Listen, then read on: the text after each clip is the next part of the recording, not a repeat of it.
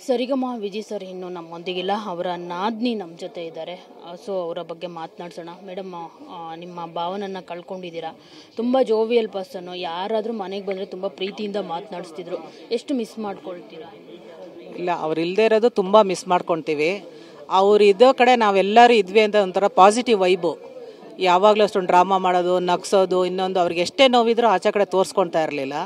ನಮ್ಗೆ ತುಂಬ ಬೇಜಾರಾದಾಗ ಅವ್ರ ಹತ್ರ ಮಾತಾಡಿದಾಗ ಅಷ್ಟು ಬೇಜಾರೆಲ್ಲ ಹೋಗ್ಬಿಡ್ತಾ ಇತ್ತು. ನಮಗೆ ಗೊತ್ತಿಲ್ಲದೆ ನಾನು ಅವ್ರು ಎಷ್ಟೇ ಇಲ್ಲದೆ ಇದ್ದಾಗ್ಲೂ ಅಷ್ಟೇ ಒಂದು ಡ್ರಾಮಾ ಮಾಡೋದು, ಇನ್ನೊಂದು ಮಾಡೋದು, ಸ್ಕಿಟ್ ಮಾಡಿಕೊಡೋದು, ಮನೆಯಲ್ಲಿ ಒಂದು ತಮಾಷೆಯಾಗಿ ಜೋಕ್ಸ್ ಎಲ್ಲ ಹೇಳ್ಕೊಡೋದೆಲ್ಲ ಹೇಳ್ತಿದ್ರು.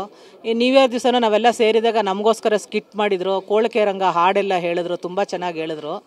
ತುಂಬ ನಮಗೂ ಬೇಜಾರಾಗ್ತಾ ಇದೆ. ಅವ್ರಿಗೆ ದೇವರ ಆತ್ಮಕ್ಕೆ ಶಾಂತಿ ಸಿಗಲಿ ಅಂತ ಕೇಳ್ಕೊಳ್ತೀವಿ. ಏನು ನಿಮ್ಮ ಕಡೆಯ ಮಾತು ಅವ್ರ ಜೊತೆ ಯಾವಾಗ ಮಾತನಾಡಿದ್ದು ಏನು?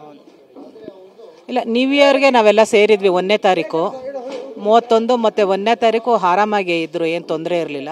ಬಟ್ ಮೊದಲಿಂದಲೂ ಸ್ವಲ್ಪ ಹುಷಾರಿರಲಿಲ್ಲ. ಬಟ್ ಹಾಗೇನೆ ವಿಲ್ ಪವರ್ ಚೆನ್ನಾಗಿತ್ತು. ಅವ್ರಿಗೆ ಯಾವುದು ತೋರಿಸ್ಕೊಳ್ತಾ ಇರಲಿಲ್ಲ. ಆಚೆ ಕಡೆ ಬಂದರೆ ಅವ್ರು ಕ್ಲೀನಾಗಿ ರೆಡಿ ಮಾಡ್ಕೊಂಡೇ ಬರಬೇಕಾಗಿತ್ತು.